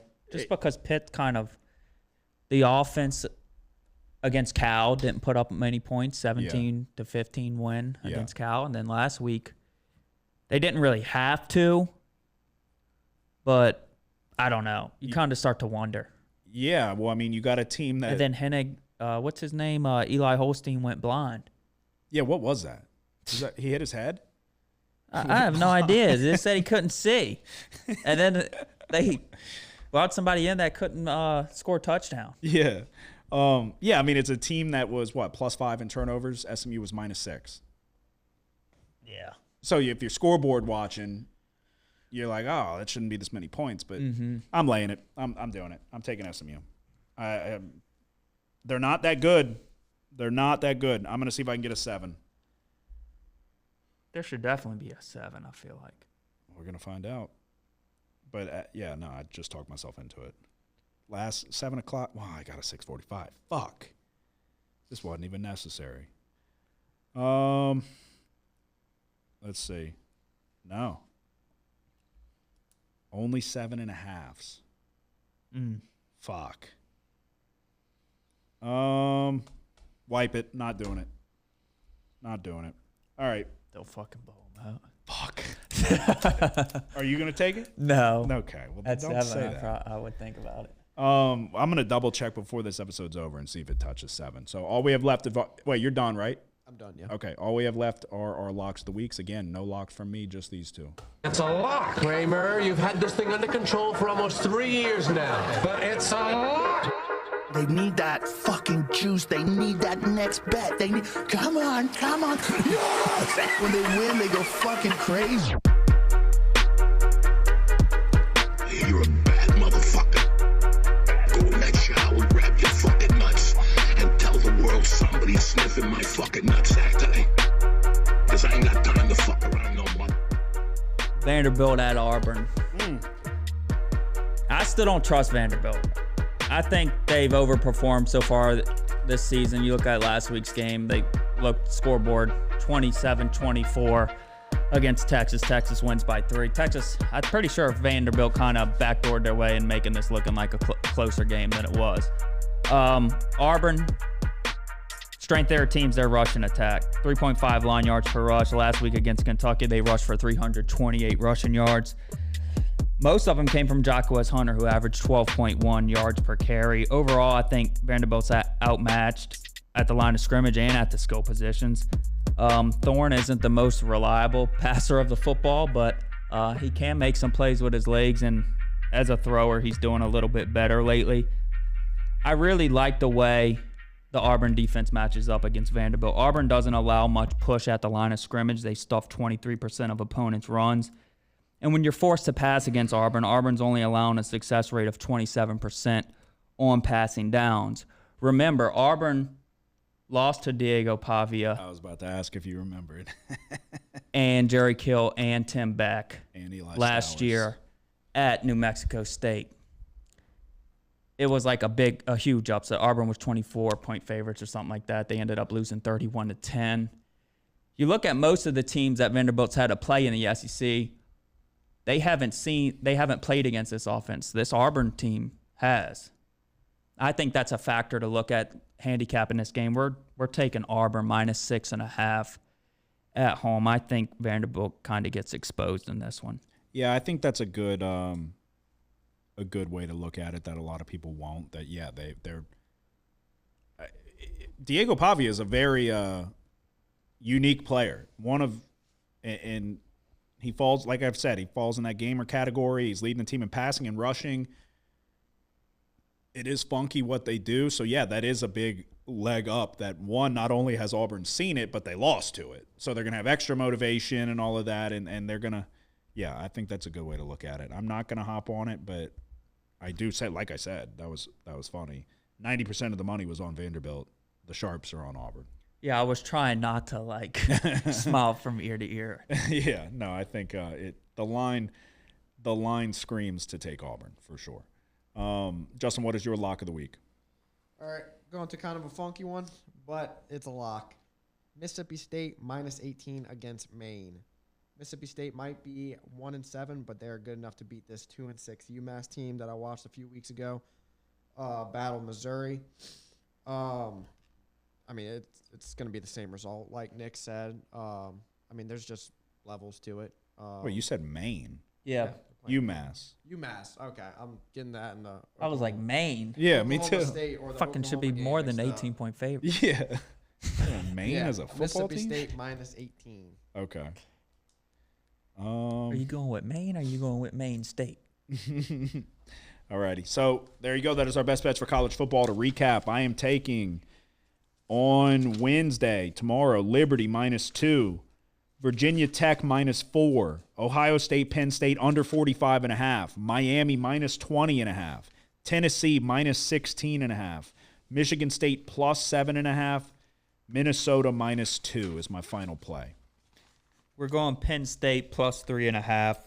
Ole Miss, Arkansas under 54. We're taking Auburn -6.5 for the lock of the week, and we're taking South Carolina +2.5. Justin. All right, got Mississippi State -18 is the lock of the week. Ohio State and Penn State under 45.5. Syracuse -4 and Oklahoma -34.5. There you go. That is our best bets of the week for college football. We will now recap the NFL and then give you our best bets there. We'll try to pick up the pace a little bit. We're running a little long. Thursday night, Vikings Rams under 48.5. Let me actually, before we do that, I went 3-3 this week. We'll just cut right to the chase. 3-3. Like I said, sometimes doing this shit will test you to your fucking core. A 3-3 week, and under no circumstances should I not have been 5-1. And there's some times where you have a bad beat and it's really unfortunate, but it probably won't happen again for a while. I had 2 in the same week. Vikings and Rams under 48.5. 21 points were scored in the first quarter. Scoring comes to a halt. Fast forward to the final drive. There is, a blatant face mask that was not called, but it results in a safety that takes the total from 48 to 50. So we lose the bet there because the referee, staring straight at the face mask being committed, decided not to throw the flag. But a safety hits the over on Thursday night. I said it was the Rams or the under. We should have took the fucking Rams. I didn't know that both Nakua and Kupp were going to come back. I read that it wasn't likely that they would both be back. Yeah, one of them was Nakua, I don't think was expected. It was Kupp. Kupp was supposed to come back. But then there was trade rumors about Kupp. Yeah. And then I got bamboozled by the damn. They said that they were trading Stafford to the Vikings. And I was like, what the fuck? They're playing the Vikings. Yeah, I don't know. Fucking internet. I don't know. Yeah, I don't know. The fucking Vikings are goddamn 5-1 at Yeah, the I was time. like, they don't like Darnold. I thought Darnold was doing well. I'm like, I don't know. Fuck. I was like, maybe this team trying to win the Super Bowl. So that was really unfortunate. Bills -3 was my lock of the week. They dominated the Seahawks. It was probably could have been a little closer than the score indicated. There was a snap over Geno's head when they were in the red zone, settle for a field goal, and then something else. Something very similar. Maybe they got stuffed down there. It could have been closer than the score indicated, but the Bills were never really in danger of not covering this number. Packers and Jaguars over 49.5. Jordan Love got hurt, had to come out of the game. That made things a little bit more difficult. But Trevor Lawrence put a drive together when it mattered most. Went down in an incredible catch by Evan Ingram on fucking tight ends day on top of 3 people. And then Browns +9. Jameis Winston. I said it. When he was back, I'm betting him. When he got the start, I was betting him no matter what, no questions asked, not even if they're playing the best team in the league. And they won the game outright. Bengals -2.5 was a bad bet. The Eagles are better than I'm giving them credit for, I suppose. The Bengals, it was just a bad play, top to bottom. And then the final play was the Bears minus 1.5. And this was 3.5 quarters of just terrible football from Caleb Williams and the Bears offense. They get down to punch in a touchdown late in the game, and they decided to run a fucking fullback dive to a backup offensive lineman, and he fumbles because these fucking guys calling plays are dumb as fuck, and they think they're smart, but they're not. Caleb Williams, I don't know what to make of Caleb Williams, but when it mattered most, he made plays, drove his team down. They scored the touchdown and got the 2-point conversion. And then these dumb motherfuckers rushed 3, and they spied the quarterback. Why the fuck are you spying a quarterback on a 60-yard Hail Mary? What are we doing? You have one guy doing nothing. You had 2 guys doing nothing because fucking Tyreek Stevenson is taunting the crowd as the play's going on. Come to find out, allegedly, Tyreek Stevenson's goddamn responsibility was Noah Brown or whoever the fuck it was that caught the game-winning touchdown, but he decided to go play hero ball and tip the ball backwards like a stupid fucking moron. I don't rush 5. I'm rushing 5 in that situation. You gave him it was the longest play. Well, yeah, you don't spy because it takes you either rush 3. What do you think, he's going to run for the touchdown? Yeah, no, you either rush 3 or you rush 4 probably in that situation. But I much rather have another guy defending the pass because, yeah, he's no threat to run a touchdown at that point. Well, yeah. Okay, so one or the other. Definitely don't do a spy. How much time was there, like, time for him to – there wasn't enough time? No, that was the last play because he threw one and got him closer. He threw one and got him closer, but there was like 6 seconds left. And they weren't – or maybe even less, and they had no timeouts. It was the last play. So to have a spy on that play is the dumbest fucking thing I've ever seen in my entire life. You have a guy essentially doing nothing. You're playing 11 on 10 because you're fucking dumb. But dude, you cannot give him that much time. You have to pressure him. We see it time and time again. The guys that do decide to like send a blitz, they fucking get to him. They get to him 9 out of 10 times because you have to let the receivers run down there. You got to have a long developing play. We're not even going to talk about the holding. It was a fucking blatant holding at least 2 times. But Tyreek Stevenson's a fucking moron who taunting the crowd, and then you're going to be the jackass who tips the ball to the guy for the game-winning touchdown. I would have fucking beat the shit out of Tyreek Stevenson if I was one of his teammates. I just don't get it. Because you had 2 guys not in the end zone. Like, the ball didn't even get there, which is crazy. He didn't throw it far enough.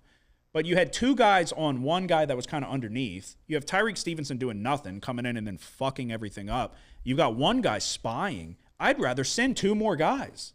I'd rather take Tyreek Stevenson and the spy and fucking blitz them. And then you have enough. It's a jump ball situation. So with all those bodies in there, it's like, I'd rather not give him the time to fucking run around. He had like, I think it was like 14 seconds. It's like a 14-second play. Guaranteed the longest play this season, probably fucking ever.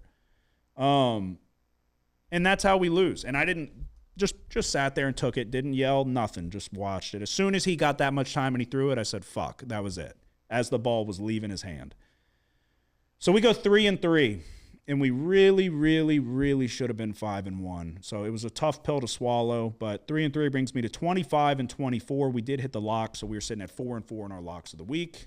You had 5 plays this week. Yeah, 4 of them, same as you. Vikings Ram under. Bills -3, Browns +7, and Bengals -2.5. My lock was the Patriots +7. Drake May got knocked out of the game with a head injury. Brissett came in and played well, led the Patriots to a victory. So, I don't know what to make of the Jets, but I guess we'll talk about it now. Yeah. We gotta talk about Aaron Rodgers. I'm so fucking sick and tired of Aaron Rodgers. I really am. This dude thinks he's Batman in fucking Gotham City. Talking about you got to make peace with the darkness. Like, what are you, Bane? fuck are you talking about? Make peace with fucking touchdowns, jackass. You got one coach fired. The other guy's certainly going to get fired as well. Nathaniel Hackett's back up there holding the fucking clipboard in the press box, doing literally nothing, eating his fucking boogers, guaranteed. Aaron Rodgers is going out like a bitch in the twilight of his career, rolling his fucking eyes, complaining to everybody. It's always somebody else's fault. And we might have to bet him fucking this week. Yeah. Did you see the play where he threw it into the back of his lineman? No, but no. I'll show it to you Sure. after Sure he we rolled record his it. eyes. It's literally one of the craziest. Shit doesn't even make sense. Yeah. Yeah, I don't know. I don't know. I'm tired of the Aaron Rodgers shtick, and it's always somebody else's fault. That's the way it seems. Justin, what was your record on the week? I went 2-3 on the week. I was with you guys on the Vikings Rams under. Texans was my lock. I think I'm jumping off of that ship. The Texans aren't as good as I think they are. Falcons -2.5. They win by I want to say 6 or 7 against the Bucks. Then I was with you, Logan, with the Jags and Packers over 49.5, and then also hit on the Jags +4.5. So that brings me to 15, 13-1, and 5-3 on my locks of the week. Okay, there you go. All right, we look ahead. NFL Week 9. Thursday night, Texans and Jets. The Jets are 2-point favorites, give or take. Total sits at 42.5, give or take. Again, whichever side we go, we'll get you an updated number. Jets are at home. I think they've lost 5 in a row, maybe more. The Texans, it's a 6-2 Texans versus a 2-6 Jets team. Do you feel good about it? No, I mean, I guess I know what I'm picking, but I'm not dead set yet. For me, it's Jets or the under. yeah, I'm going Jets. Yeah. So the reason why I'm reluctant to take the Texans, I don't know that the Jet, dude. It's like this is one of those spots, like we talk about. I had people telling me last week that the Vikings easy play, and this is what we talk about where. Like a broken record, the public doesn't put enough stock into short weeks, home field advantage, the lack of the talent discrepancy in the NFL. Like clockwork, people do not put enough stock into that, and there's a way to bet the NFL. And if you haven't figured it out yet, you're not going to figure it out.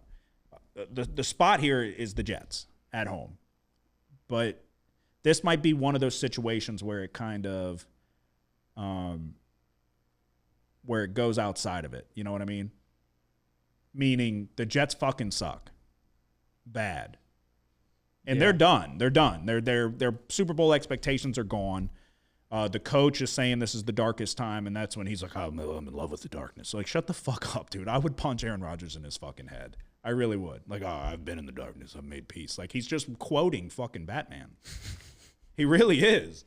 Like, yeah, buddy, we know you went on your fucking darkness retreat with your ayahuasca and all that shit, okay? Go throw a fucking touchdown and shut the fuck up.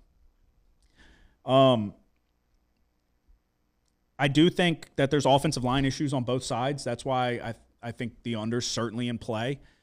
I think Rodgers is washed, to be quite honest, as well. At least from the expectations that he had coming in. I understand he tore his Achilles, and that's tough to come back from and this and that, but it's also the way he carries himself that's frustrating and it's just kind of annoying.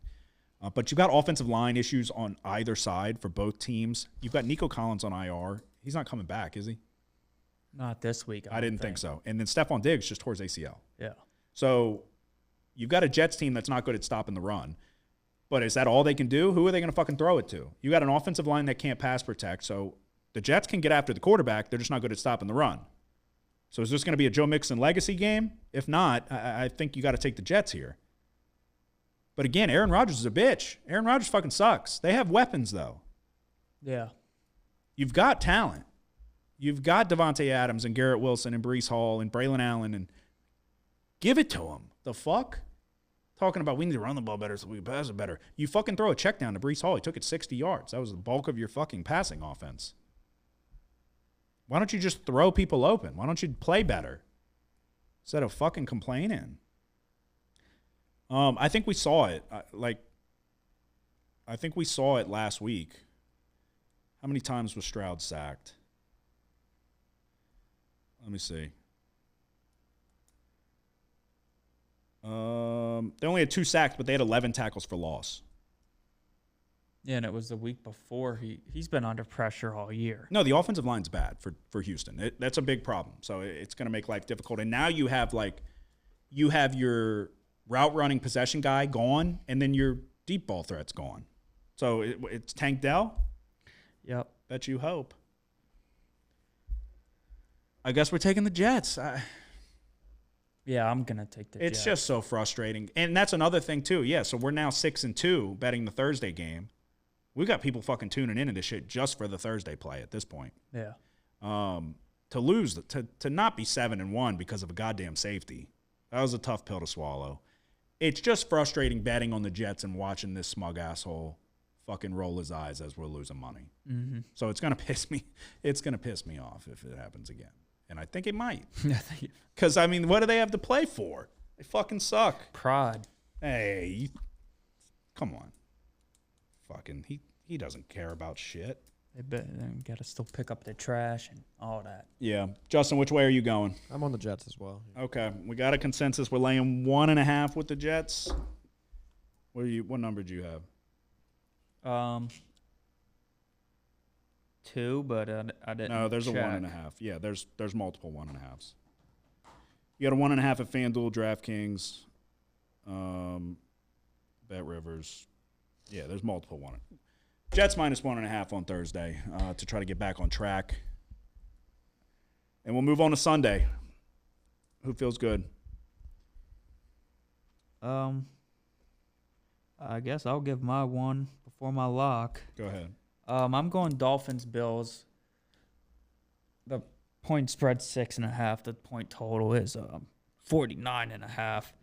I'm gonna take the Dolphins plus 6.5 here on the road. Okay. I think the Bills offense, we kind of mentioned it last week, they're much better with Amari Cooper. It's kind of, we've seen it open up the passing game for other players on their team. Mm-hmm. This was the game. This was the other Thursday night game we lost, was Dolphins Bills in week 2. Yeah.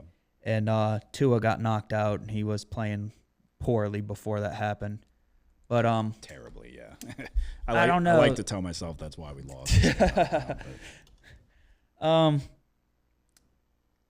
They looked okay last week. There was a weird. They were up like 10 points, and then there was a weird snap or something, and Tua had to end up batting the ball out the back of the end zone to only sacrifice a safety instead of a defensive touchdown.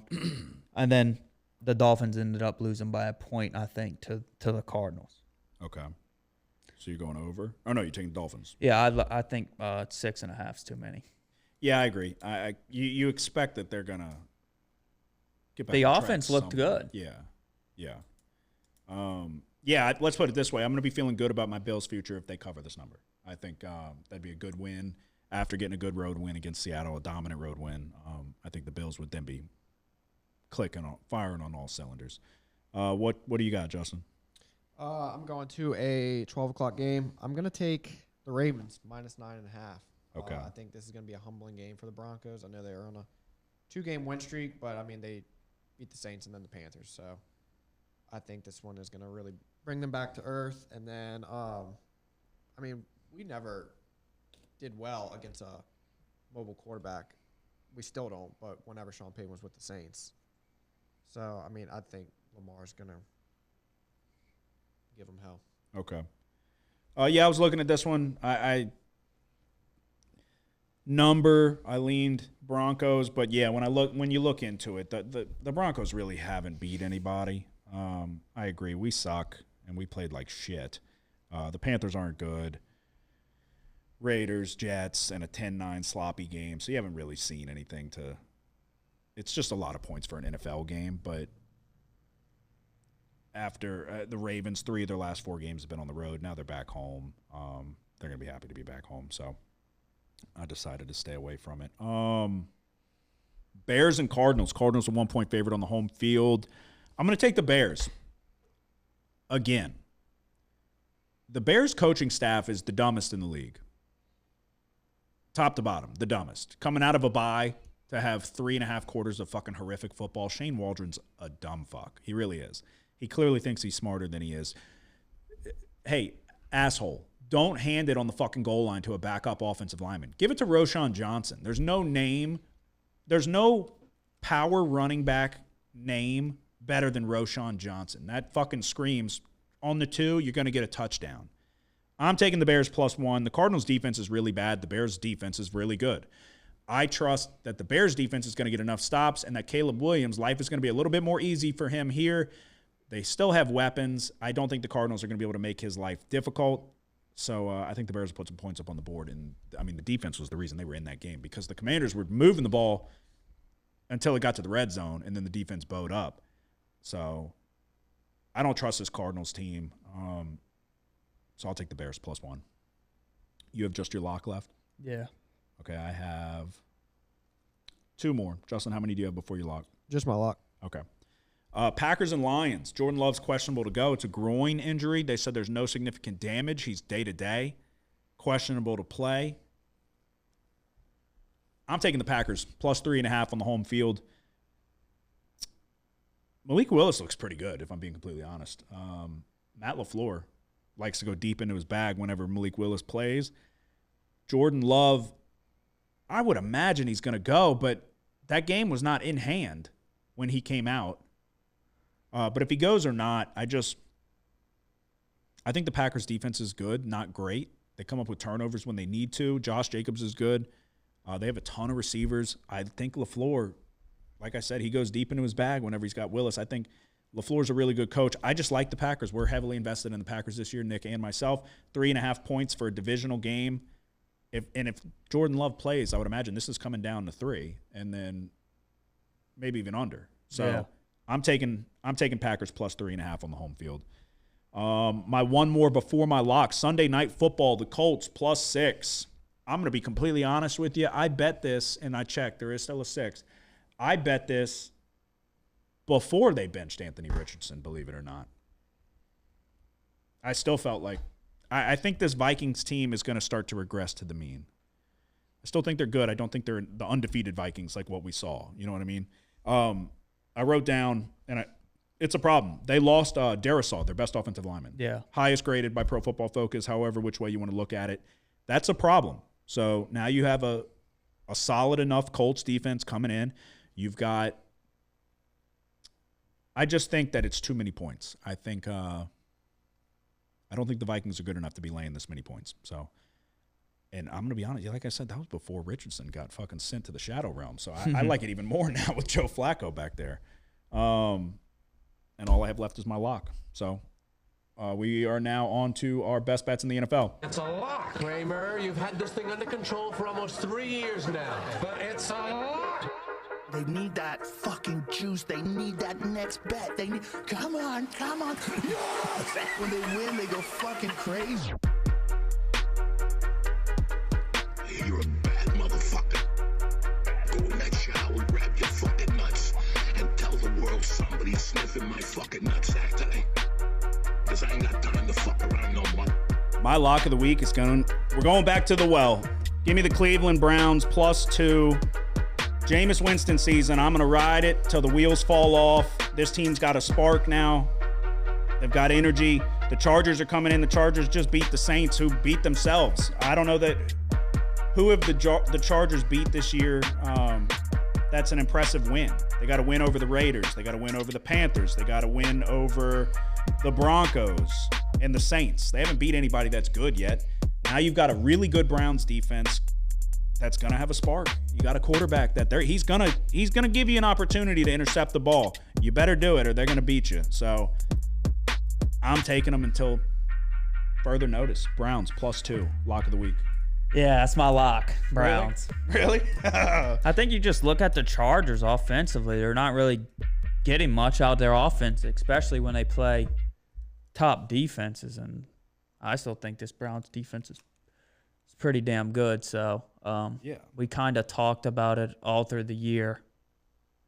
It's like this Browns team was good last year with Joe Flacco at quarterback. Yeah. And the reason we haven't bet the Browns a bunch is because Watson was the quarterback. Well, that's not the case anymore. So give us the Browns +2. Yeah, this is a playoff roster that just needs a quarterback at the helm.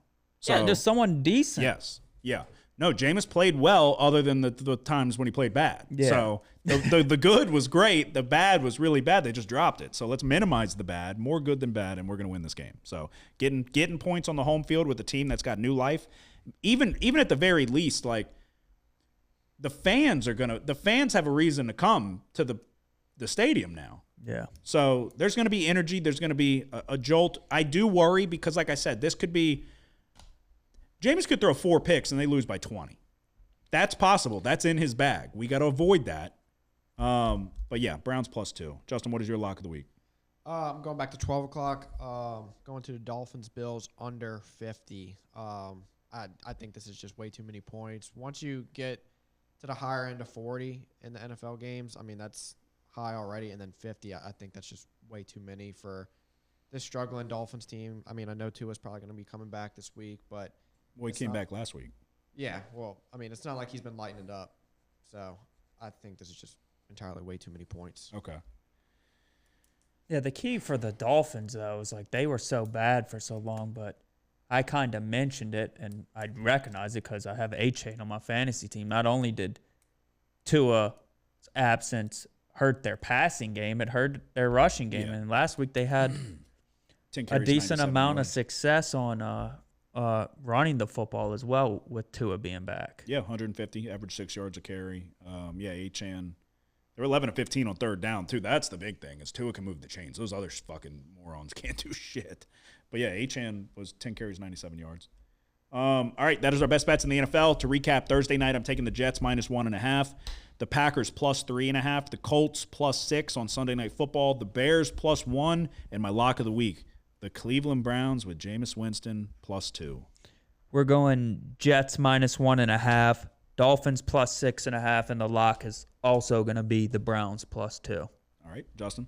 Thursday night, Jets -1.5. Then Sunday, I got the Ravens -9.5. And then lock of the week is going to be Bills, Dolphins under 50. There you go. That is our best bets for college football and the NFL. Look, we're doing things the right way. The ball has not bounced our way last week. Like I said, I ain't going to say I should have been 5-1 again, but I should have been 5-1. Hit the like and subscribe button. Wins are on the horizon, and there's money to be made. So hit the like and subscribe button wherever you're watching or listening. This is Justin's last episode of the season. Justin, we might have to get you back on for the Super Bowl episode or something like that. We'll figure something out. If we take off and they make a movie about this podcast, Justin will be in that movie. They'll tell the story. Who will play him? That's a good question. Who would play you? Brad Pitt. Brad Pitt? Really? Jesus Christ. He would need to get a CGI to look as young as me, though. Yeah. Yeah, I don't know. That's a good question. All right, episode 202 is in the books. Like I said, we're about to bounce back. We're about to get him. Y'all have a good one. Who dat? The house always wins. Play long enough, you never change the stakes. The house takes you. Unless, when that perfect hand comes along, you bet big, and then you take the house. Been practicing this a little bit. Did I rush it? Felt like I rushed. That was good. I liked it.